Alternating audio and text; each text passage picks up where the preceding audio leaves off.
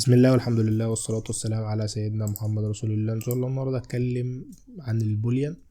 اتكلمنا قبل كده عن السترنج وعن النمبر، وقلنا ان هما تبع البريمتيف داتا تايب، وقلنا ان البريمتيف داتا تايب تبع الداتا تايب عموما، وقلنا ان تكوين الجملة بيكون داتا تايب، داتا ادرس، داتا فاليو، وقلنا ان الجملة بالشكل ده بتكون، وقلنا ان ده كله كده على بعضه اسمه فاريبل. حلو الكلام. ارجع برضو اتفرج على الفيديو عشان تفتكر كل التفاصيل دي. تعالى بقى نتكلم عن البوليان على طول. البوليان، بص البوليان ده هو بيشيل يا ترو يا فولس، ملهاش حل تاني. فانت بتقول بول مثلا مالك مثلا بيست مثلا تيم مثلا، وتديله بيساوي، وتديله قيمة من الاتنين يا ترو يا فولس. خلاص. كذلك مثلا ممكن تجرب تاني مثلا بس مع النادي الاهلي مثلا مرة. ايوه كده اهو. خلاص حلو قوي.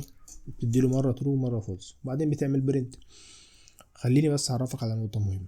اتكلمنا قبل كده ان في الفاريبل بيتكتب او الكلمة الاولى لما يكون مثلا الفاريبل ده متكون من كذا كلمة.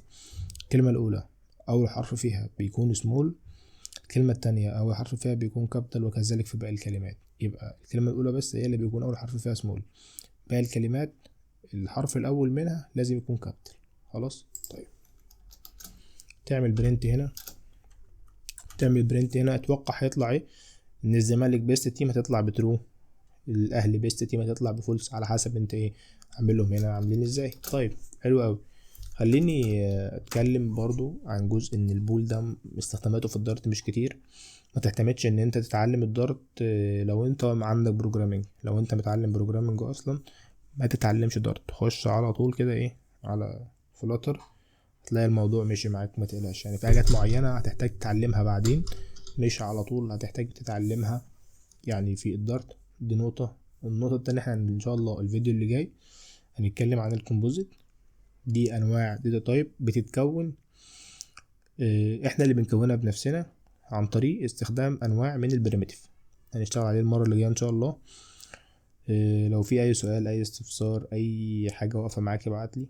عندنا جروب على الواتساب برضو معانا، الدنيا حلوة ان شاء الله. لو في اي حاجة ابعتلي على طول بإذن الله.